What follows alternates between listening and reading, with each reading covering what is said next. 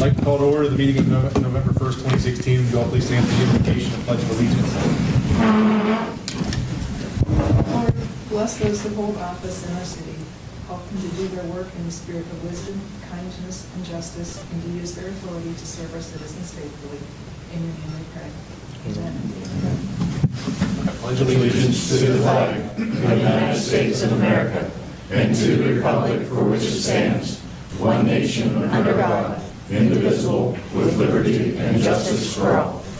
Roll call. Everyone have the mics?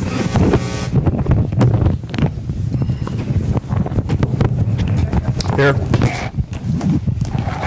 Here. Here. Here. Here. Hello? Here. Whitman? Here. Lewis? Here. Blaisdell? You'll receive the meeting minutes for October 18th. Any comments or questions on those? If not, they'll stand as presented. Received Park Recreation Cemetery Board meeting minutes September 26th, 2016, as well as the Special Planning Commission meeting minutes from October 26th. Any comments on those? First, we will move to have Marty Grimm from Community Action Agency here to discuss the CHIP program. Come on up. Good evening, everyone. Hello. I'm here for information on the Columbiana City CHIP, which is a partnership agreement with the Columbiana County Commissioners to provide for private owner rehabilitation on homes and home repair services. So you may remember entering into that partnership a few months back. So we were happy to receive the award of $1.5 million countywide, with a budget then of $350,000 specifically within the Columbiana city limits, because that partnership agreement brought that amount of funds to the table. So we are looking then to coordinate services specifically within the city for all of those funds. What we'll do that at the end of the grant, if there's some funds remaining in another community, those funds may be shared here in Columbiana, vice versa, based on demand and service, but we do everything we can, whether it's the city of Salem, East Liverpool, city of Columbiana, or the county as a whole, to keep the basic budgets in line with what everyone was able to bring to the table based on that partnership. So we began taking applications today. We had quite a response. We've probably sent out about 56 applications today. That would be for the city of Columbiana and Columbiana County, excluding Salem and East Liverpool, because they have another administrator that's sending out those applications. So very good response. We had some individuals that we mailed to them, some came to our office to pick them up. We wanted everyone to have the same opportunity. November 1st is the date. It's first come, first serve, based on assistance, based on a completed application. So that being said, we want to ensure, again, everyone had the same opportunity of that date. So the applications will come in. We'll be processing those again in the order that was received. Looking at completed applications, we're looking to ensure that property taxes are not delinquent, that they are income eligible based on 80% of the area median income. A family of 3, that's right around $39,900. So it is quite a generous income guideline too, because we ensure that these are homeowners, and we want to make sure that they can maintain the property too once we're doing some of those repairs and maintenance. So we're also looking at the property itself. If it's a home repair, we're looking at a majority of health and safety repairs. So those could be an electrical upgrade, roofing replacement, plumbing work, sometimes anything for handicap modifications that are required, those types of things. For the full rehabilitation on a home, we can do up to $46,000 worth of work on a home. That would include those major mechanical structures such as the heating, plumbing, electrical. We also have every unit that was built before 1978, which, you know, with your housing stock, you are seeing a majority of your units at that age. We would also have them tested for lead-based paint. and we would work then to mitigate any of those lead-based paint issues and have a final lead clearance, so we know then we're putting more lead-safe units in your community. So whether it is maybe a senior that's residing in that home, but 10 years from now, maybe that goes back into the market that's bought by another younger family, you know then the children are going into a home that lead work has been addressed. So that's one better thing than just looking at the here and now, or there are only children in the home, so that's the only time we're going to address it. This again ensures that long term we have more lead-safe homes out there. So those items are addressed. So I wanted to pass out a bulletin that's going out with every application. You can just pass them around, but it will just be for your information. So if you have community members that ask you about that, it talks about the application process, the income guidelines, the priority ranking, and so forth. So again, if a consumer comes to you, what's this all about? You have a good general idea of the entire process and how we are handling those. So again, contact information for myself if you have any questions or if you want to refer someone for an application. And I would like to come back in about 6 to 9 months, give you an update on the progress, how we're doing on the home repair components. Again, those are repairs that can do for right around $15,000. And then the full private rehab, what progress we've made, what type of repairs are being requested, and some of the demographics from your community members that are making application, those types of things. So over the next 2 years, we're looking to complete a minimum of 8 home repair jobs in the city and 5 private rehab. And again, we went by the recommendation of council and a housing advisory committee that consisted of individuals from throughout the county, but also specifically the city of Columbiana. So we targeted activities that were best needed for your community. Again, more of a homeowner, just since you don't have as high of a rental population in the same too, then we're looking at utilizing those landlords and their own income to complete the repairs on their own structures. So we're happy to get started. Have to say that this is the first time Columbiana was an eligible community, so the first time it comes around. There were many communities in the state of Ohio that were not funded. It's a highly competitive program. So we do everything we can to cross all our T's, dot all our I's, and make sure that we have a very good, strong program. So when it comes back around in 2 years, we're the apple of the state's eye. So that's what we're always looking for. So. Great. Any questions at all? Are there options to get the application online somewhere, or do they just have to call in and stop in? Yeah, they can call in and stop in. We do not have online yet. We haven't had, we do a survey poll usually at our agency to find out from about the 1,400 individuals that come through the door. We'll find out which way you prefer to have applications, and that isn't what we're seeing yet. And sometimes it's quite detailed, like the information for them. And we want to ensure that they get the fair housing information and lead renovation information. But it's definitely something we're going to be considering. Everyone likes to go online and do it that way. What did you say the maximum per home is? For the home repair, which is 1 or 2 components, is $15,000. The average based on our budget for the city of Columbiana is going to be $11,000 is what we had came across as probably what we would probably won't hit the max. We may on one, we may have another one will be a lower amount. And for the private rehabilitation, we're up to $46,000 is the maximum the state will allow. And the average is going to be, we're saying $44,000. Again, because of the age and the larger homes in the city, we figure the dollar amount will be higher than in some of the communities when we see some of the smaller maybe communities that had more of the VA-built homes years back.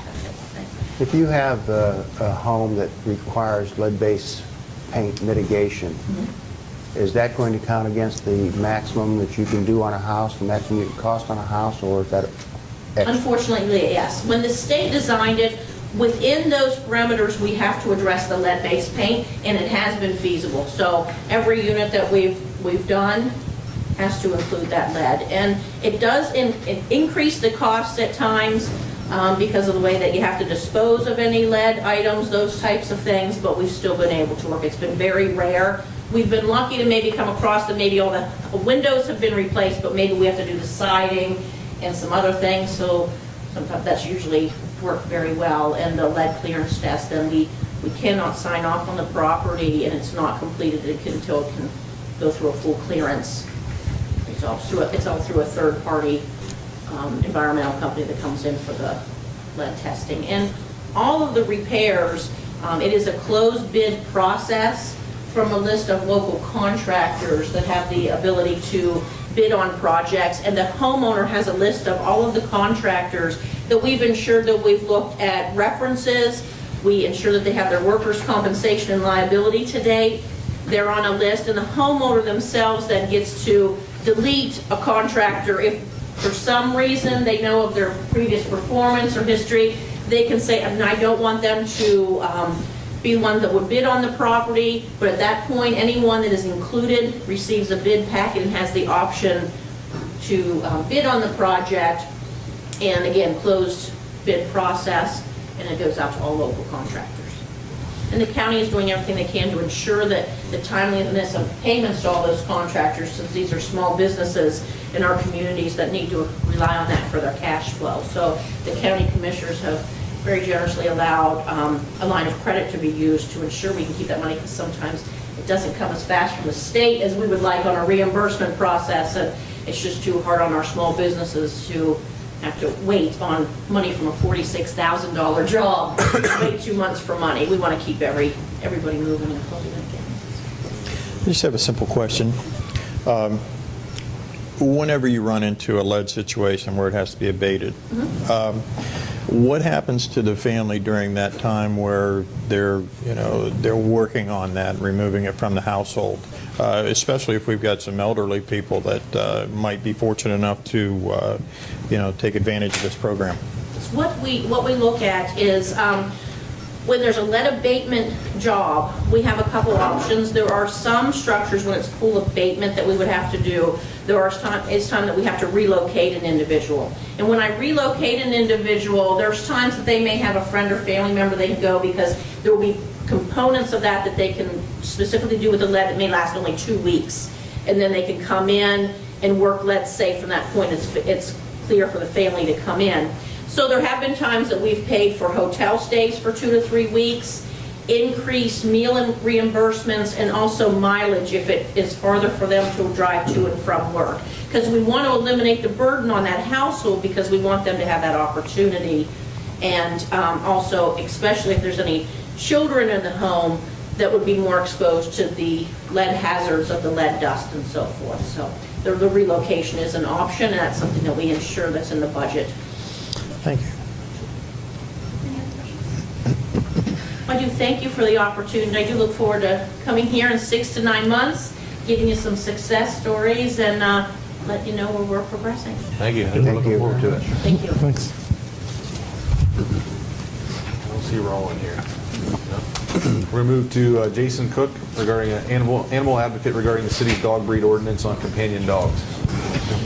State your name and address for the record. My name is Jason Cook. My address is 29 Arlene Avenue, Boardman, Ohio, 44512. Okay. First, I'd like to thank members of council, Mayor Blankman, city officials for affording me the opportunity to speak with you. As you had mentioned, I'm an animal advocate for the entire state of Ohio, and one of the things that I focus on is dangerous dog laws in local municipalities, such as the city of Columbiana, and I also focus on breed discriminatory language. It's come to my attention that in 161801 of your codified ordinances that you have a standard language that essentially says prima facie ownership of a dog belonging to the pit bull terrier shall automatically be deemed vicious. And then as you further go down that ordinance, there's some liability insurance restrictions, some muzzling restrictions, some fencing restrictions.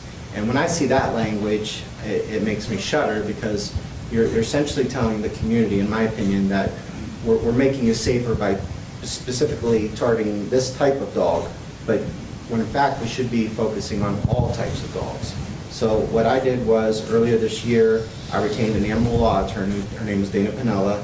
I had her draft an actual model that not only is breed neutral and protects communities against all dogs, it also has better housing requirements for dogs as far as the structure and sound of their houses, and it also includes language restricting tethering of dogs. Because 2 years ago, the city of Youngstown had an outright ban on pit bull terriers. And I met with city council, I went to the safety committee meetings, I met with the law director, and we came up with a very viable option that says, well, we're not enforcing this in the first place, and we're really not protecting the people in the second place. So let's get a tethering ordinance in place, let's get that language removed, and let's get a safer community. And I'm not aware of the city of Columbiana actively enforcing this ordinance. I have not seen it.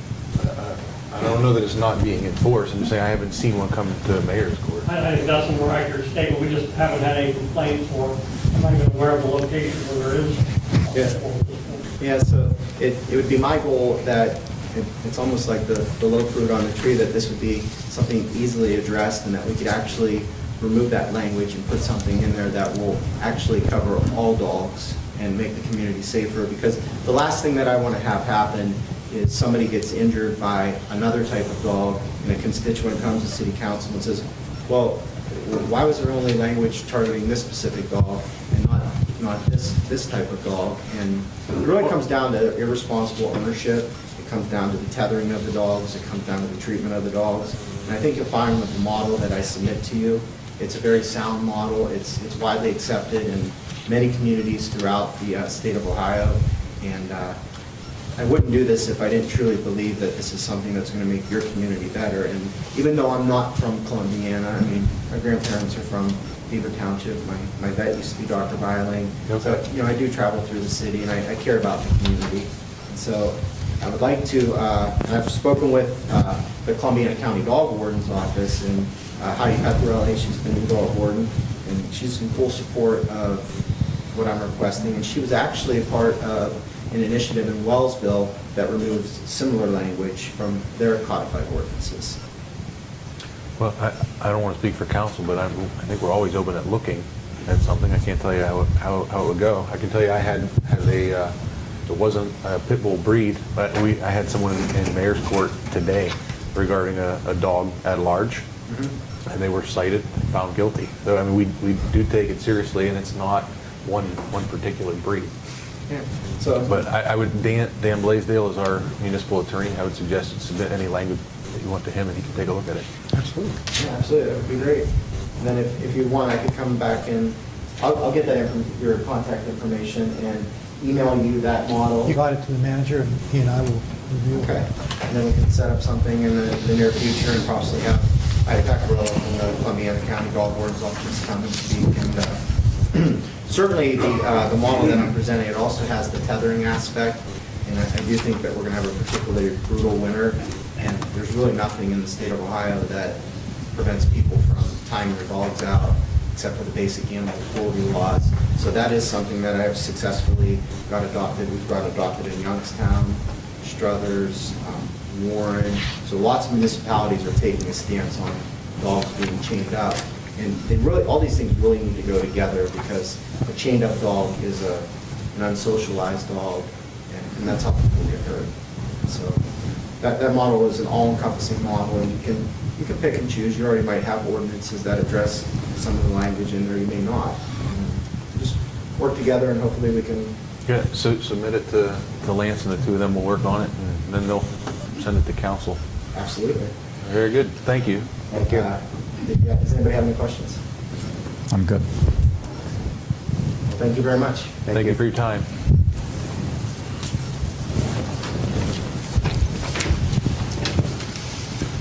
The manager report? Okay.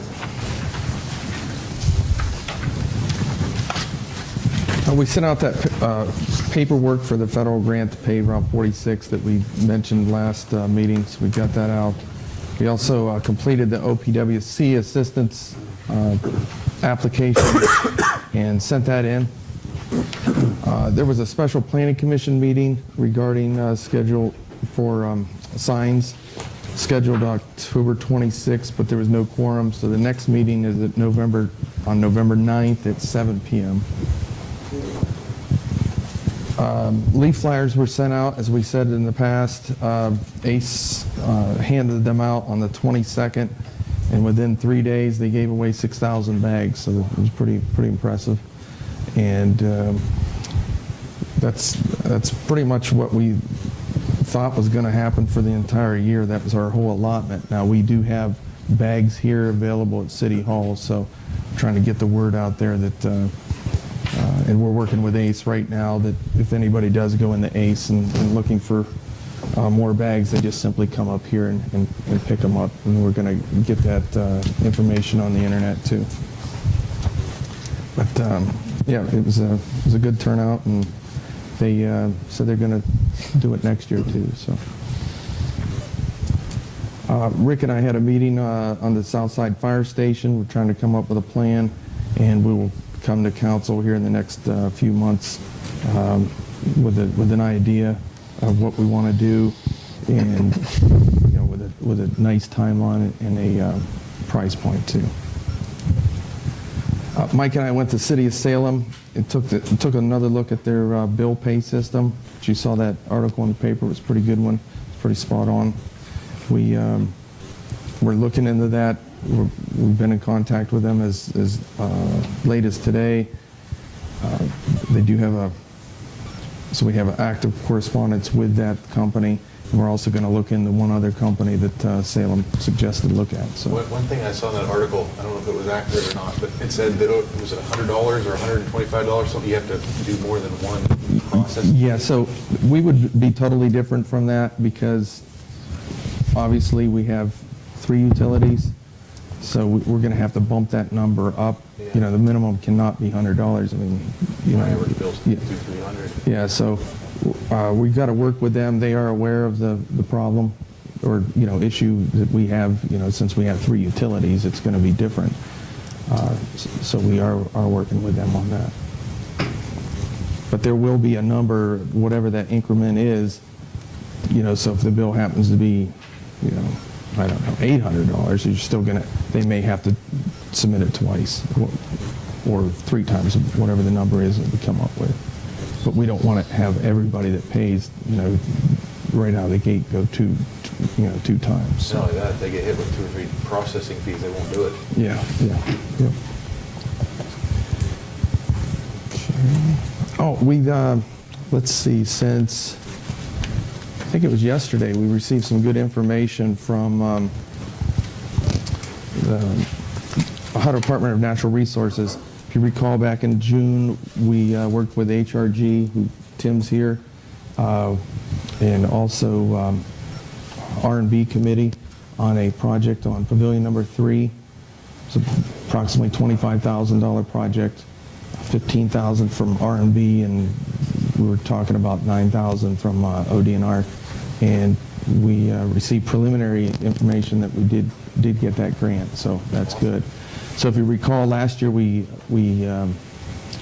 worked with Joy Christmas to work on the men's bathroom at Pavilion number 4, and with that grant, and we just finished that work this fall, so that restroom's all ready for Joy Christmas. So I'd like to thank ODNR. Of course, we do have to receive the final paperwork, but that's good news for us.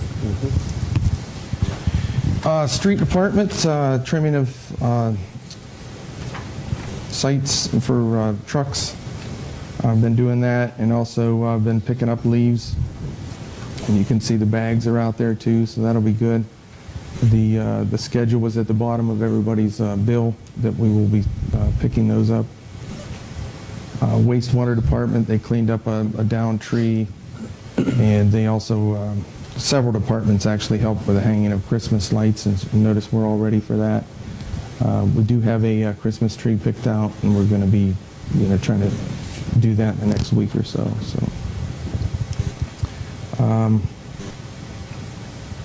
The water plant, we've been attended a job construction meeting last Wednesday. We have a major one next Wednesday. It was actually scheduled for today, but tomorrow we actually had to move that date because a couple people couldn't show up.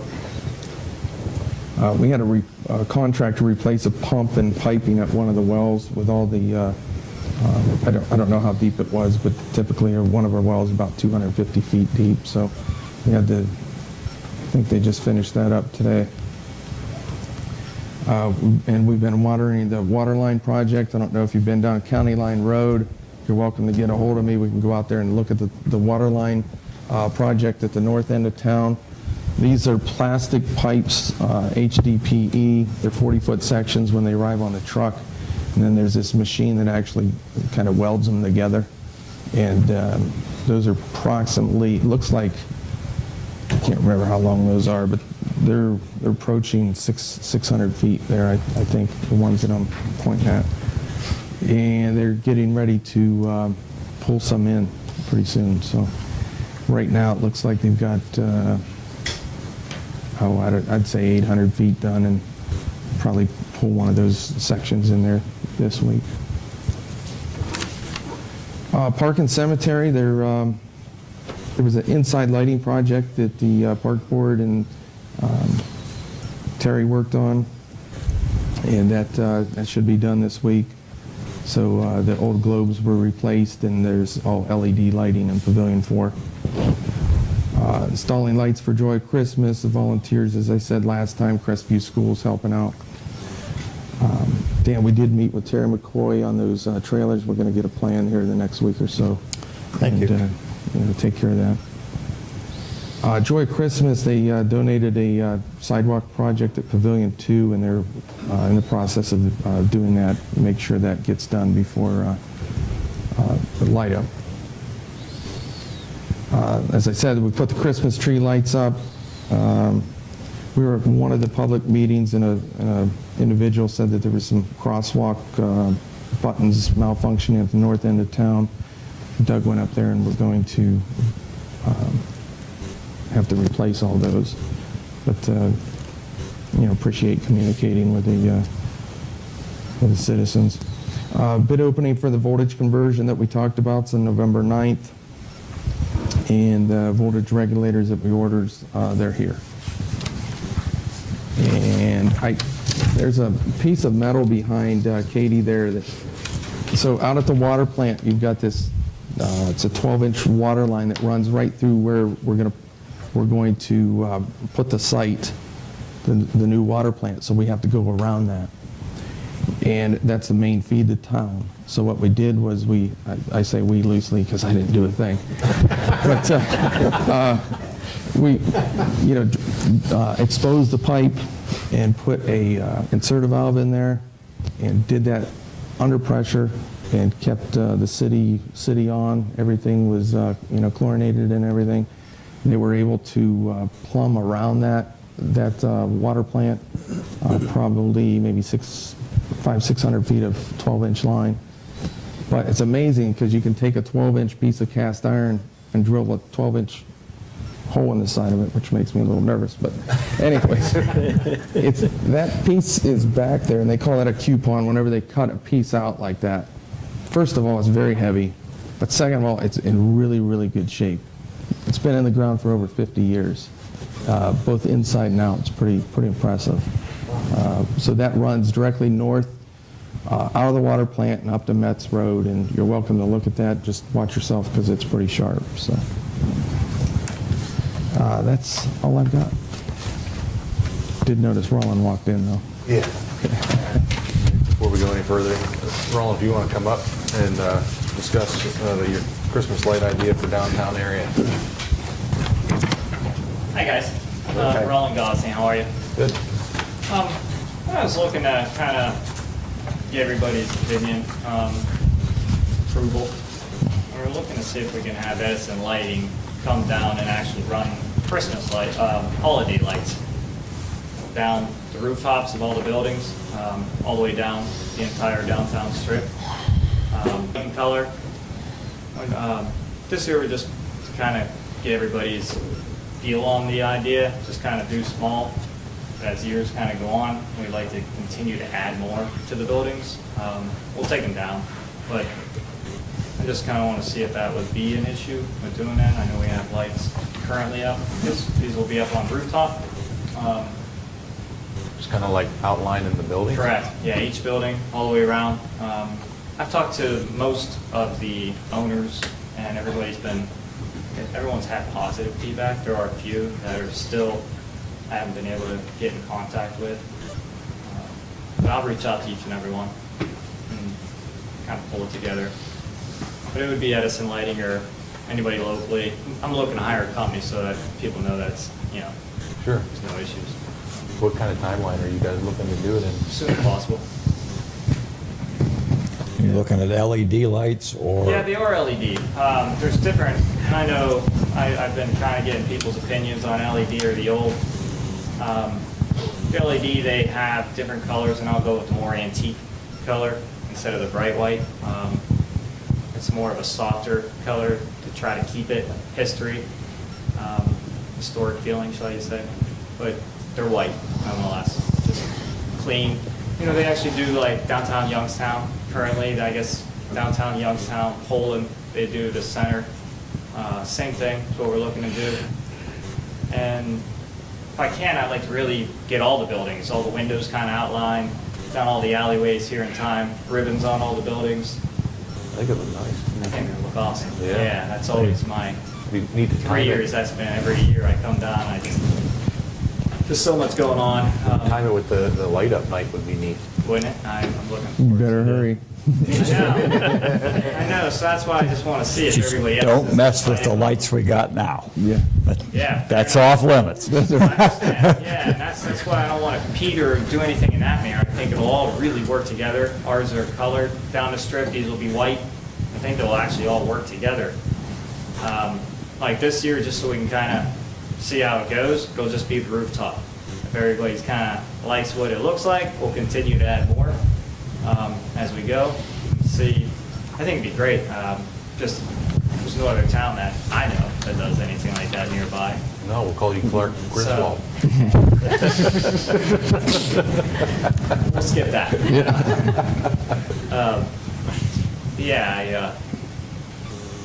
Definitely one of you guys. You were saying that the light would be a soft white light? Yeah, they got two styles. They got a bright white and they have like a more of a antique white. We'll go one that's more time period. Yeah, the LED lights that I've seen are just, they're cold and stark. But a nice antique light would be nice. Yeah. Yeah, I'm definitely open to opinions. I'm fine either way. I just think it would look great to get more lights on the buildings down here. That's just my goal. I think it's awesome that the business owners want to do something like that. I think, we won't have much say so in the matter, but I think it's fantastic. Yeah. My kids like going down the street when the lights are up every night. Got to go that way, doesn't matter, so they'll really like to see the extra lights out there. It'd be awesome. Looking to like bring in Christmas things, put it in the windows, little displays, put ribbons on all the lights. Sell some Red Ryder BB guns. Yeah, right? We can even have Santa Claus. Get stuck on the flagpole. Yeah. So, yeah, Roland called in yesterday and was, asking August, and I reached out to Roland today, and not before I met with Doug Sturgeon, our electric superintendent. So he had some general questions to ask, and once he found out they were LED, kind of relaxed a little bit, so. Yeah, there's not much We're draw. fine with that. And I don't see anything on the ordinances. Dan was kind of asking here that, really seeking, we need, council's, motion or anything, but, kind of bring everybody in the loops of what's going on. I think that's good for communications. No, I appreciate you working with council and keeping us in the loop. Yeah, absolutely. I know you guys have been great to us too. We're looking to put them all in timers, so they just don't come on sporadically. We'll all, boom, we'll have them come on all at once. Kind of make it look professional. Awesome. Yeah, pretty excited to, maybe we can pick a date and have the unveiling. I look forward to it. Is anybody available tomorrow? Yeah. He wants to help you I string know, them. I want to see it. He wants to help you string them. I want to see it just as much as anybody. Yeah. What do you expect from the city on this? Okay. How's that all? Just wants to make sure we don't object to it. We got Yeah. Yeah, that's what I was Okay. looking for, if there was any objections, that's it. Not looking for any assistance. Yeah, years ago, it seemed like the town was much more decorated at Christmas time than what it is now. I don't know if it was the Chamber of Commerce or somebody had prizes for houses and different styles of decorations and all that sort of stuff, and they really encouraged a lot of people to get out and do things. And there still are a lot of houses in town, particularly on Elm Street, that go over the top on decorations for almost every holiday. But it would be great to see that come back again and see more of that happening all through town. It really does kind of give off something that, it's hard to explain. It has its own energy to it. Yeah. That's what we're looking to bring back. Christmas spirit, shall you call it? Mhm. But Yeah. I like it. nonetheless, Yeah. I think it would be good. Yeah, you don't have to call it holiday spirit. Yeah. I know people said, stay away from the Christmas words, but very much so. I like to bring Christmas. There you go. Sure. That's our goal. I'm good with it. I don't think you need our approval, but thank you for letting us know. There's no objection. Thank Yeah, you. Thank you. very much. I have a question. Yeah. So is each store owner going to be responsible for the electric charge? No, if it comes down, actually, since it is LED, it's a very small, like I even asked them, since we have buildings on each side, I told them I'd finish all the runs in my building so that I, paid for all the costs. So that each owner, I'm not looking to, but even if it did, for the entire strip, he expects it to be like a whole whopping $25 additional a month, because it is so low wattage. But yeah, we'll do the timers, I'm gonna see, I've been talking with Ace, we're just trying to keep it local, talking to Ace Hardware if they can provide like the timers. Lance, is that the kind of thing that Energy Smart could help with? I can make a call. Well, I mean, if we want to work with the community and we're Yeah. doing an agreement with them, that would seem to me like a neat kind of outreach. Yeah, any help, I mean, cost-wise, I don't know how to talk cost, but I can tell you, just the top is $5,000, just to run on top of the buildings. I'm willing personally to do that just to get it done.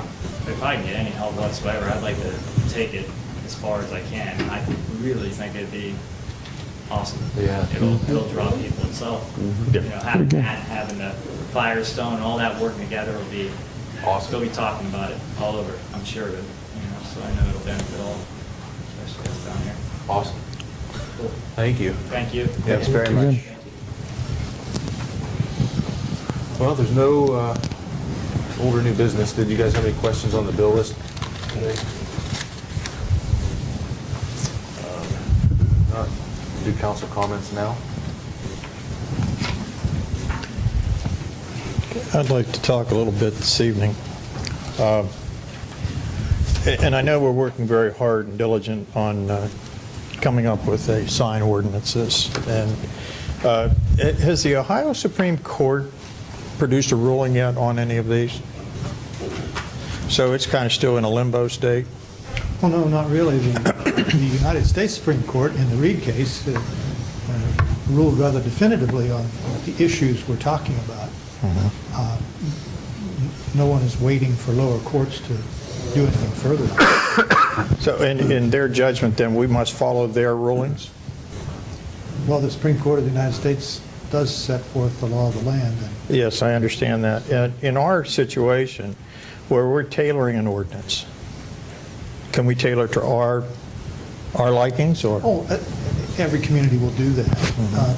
For example, a large city will have issues that involve building heights that don't relate to us, streets that are 7 or 8 lanes wide that have no relationship to Columbiana, and a variety of other things in large cities that don't apply in small cities, and they'll have to tailor their sign ordinances accordingly. I think our job is a little easier, but the basic concepts are the same, to avoid, to obtain a content-neutral sign ordinance. That's the objective. Okay, because some time ago, we passed some ordinances. Am I correct? Our sign ordinance has been changed since I've been here probably 20 times, maybe more. I've gotten an awful lot of feedback from folks on the Lions Club situation with the signage that had been removed. And they're a nonprofit organization. It's not something that they're out to profit from. A couple of things that they obviously do. We know eyeglasses is one. Girl State, I believe they donate to them. And that's really all I can remember for the moment. But they don't keep anything in their coffers, basically. And I think we need to begin to think about tailoring an ordinance, maybe not just towards the Lions, but some other people that are in that same situation. And I don't know what the true remedy could be, but, I would think that we should consider, those who have grandfathered in 20, 25 years they've been doing this thing, okay? Or can we think about a permit because they happen to have their doings at Crestview, because I've been out there many a time, and I do support them. But I don't know. I think it's something we need to think about. Well, something as easy as, does it benefit the city? You may not be in the city limits, but if you benefit the city, then it should be okay. Yeah, because you're going to have your organizations that aren't necessarily housed within the city, but the children are getting free eye exams through the Lions Club. Or I said this before, Shaker Woods is not within our city limits, and for us to not let them put signs up, it's kind of a slap in the face, because those people come here to eat, and they stay in our hotel, and they stay and do a lot of things within our community that we're receiving direct benefit from. I do like the idea of a permit-based program for things that maybe don't fall into our normal range of acceptable signs, based upon square footage or something of the sign. Something to allow people to market an event, because they have the men's rally in the Valley, and that's in Youngstown, and I see those signs up all the time when it's coming towards that. So, that's something that members of our community are going to want to be aware of and participate in. If we say you can't put those signs in your yards anymore, that kind of gives us a bad name too, I think. One of the things that I, walking around this time of year where you see all the election signs up in everybody's yards, that sort of struck me was that there may be two different types of signs. There are the huge banners and things that people put up, like the ones that Jim King often has on the corner of his lot. Those I think we really want to limit, things of that size. But when you're down to things that are, and I don't know exactly what size they'd be, the size of election signs, whatever, it seems to me that those are things that the property owner ought to be able to put into their yard is something that they support. And I don't know if sign ordinances can be constructed to do something like that, but I would certainly consider that fairly reasonable to try to do. But Planning Commission is the one that has this goal. That's where it's starting. They're going to have to. Once it comes to you guys, then but we make the final decision. I understand you'll that. be able to amend that however you want. Yeah. Well, I can tell you right now that I think that the concerns you're expressing will all be addressed in a way that will satisfy you. In a nutshell, I can tell you that the proposed sign ordinance will eliminate signs from a definitional point of view. You're not going to see a political sign or a real estate sign or a public activity sign. You're going to see regulation based upon construction of a sign, whether it's a sign that's just put up for a few days, like a garage sale sign, or it's a sign put up for political purposes that's usually there for anywhere from 30 to 60 days, but it's not a permanent sign. These are all temporary. And a portable sign, which is typically a real estate sign. That's a sign that's temporary and not permitted, but it can be there from anywhere from 6 to perhaps 18 months, but it's still a temporary sign. The point being, the regulation will be based really on the lot sizes and the number of signs that one can have in their lot at a particular time, not what the sign says. Yeah. So the reason for So if you eliminate the content-based sign and limit your regulation to size location, construction, and perhaps a bonus area if, for example, a lot, a normal residential lot is 75 feet in width, which is kind of customary, but you happen to be on a corner, so in actuality, you have 150 square feet on frontage. The Planning Commission could consider allowing additional signs because there's more space there. It's akin to allowing signs based upon a number of signs per mile of street or something of that sort. The concept is entirely focused on eliminating a determination that the sign is okay or not based upon what it says. That's it in a nutshell. And I think that's what Dan was stating too. That includes what it says about what happens in town and out of town. So I'm pretty confident that, as I said at the outset, the concerns you're expressing will be addressed. It's up to you to decide if you want to do it that way, but you'll have the option to do it. But it's just really, I've had half a dozen calls on it, and for me to get a call, I could count on one hand how many I've had in the last 3.5 years. So there's a lot of, a lot of things to look at. So, and I appreciate your comments, Dan. So. Any other comments? Council comments? If not, I need a motion to go into executive session regarding the discussion of acquisition of property 121.22G2 and executive session regarding the discussion of pending litigation 121.22G3. So moved. Second. Yes. Souter? Yes. McBain? Yes. Liston? Yes. Bucks? Yes. Noel? Yes. Any action?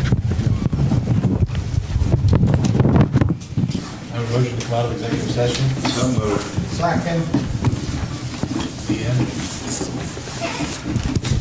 Souter? Yes. McBain? Yes. Liston? Yes. Bucks? Yes. Noel? Yes. Becker? Yes. Motion to adjourn. So moved.